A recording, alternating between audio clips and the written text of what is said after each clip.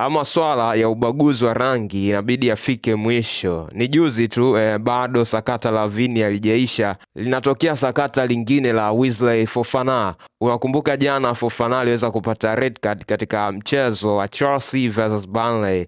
Mechi ilikuwa ni 1-0, Chelsea wakiongoza. Baada ya kupata red card, baadaye dakika za jioni Burnley wanakuja wanasawazisha na level scoreboard na matokeo yanamalizika ni 1-1. Sasa mashabiki wenyewe wa klabu ya Chelsea wamemfuata Wesley Fofana kwenye DM yake, wakaanza kumtumia emoji za matusi, mara anamuita nyani wakimtumia. Kuna baadhi ya DM wameweza kuzishare kupitia kwenye Insta story yake mjomba Wesley Fofana. Kuna kama hii DM ambayo ameishare, jamaa ameandika tusi lile, then akaweka vinyani. Kuna mwingine hapa akaweka vinyani, kuna mwingine kamuita monkey, kuna mwingine kamuita stupid monkey.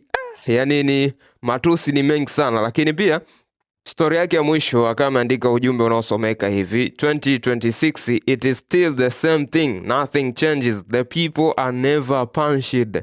Akaandika you create big campaign against racism but nobody actually does anything.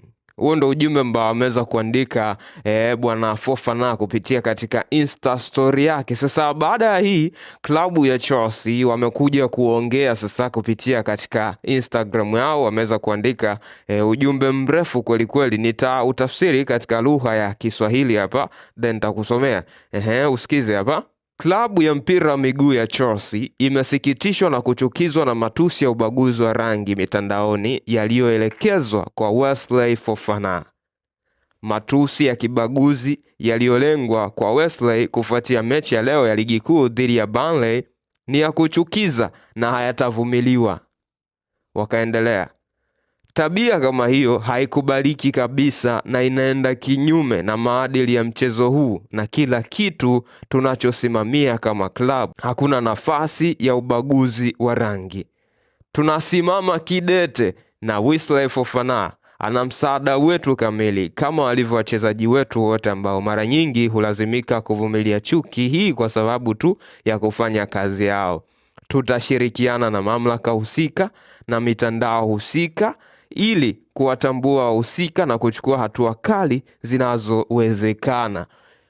Hiyo ndo statement kutoka kwa klabu ya Chelsea baada ya tukio hilo la kibaguzi, baada ya Wesley Fofana kutumiwa meseji za kibaguzi kupitia katika Instagram yake. Mashabiki wanaona kama yeye ndo alilosti, yeye ndo alisababisha Burnley kuweza kupata sare ya goli 1-1 katika mchezo wa jana, kitu ambacho unajua red card sio intention ya mtu, inatokea tu. Nafikiri angekuwa ni mtu mweupe wasingekuwa na jambo lolote, lakini kwa sababu amekosea black, basi ndo matusi kibao. Yani ubaguzi utaisha lini aise?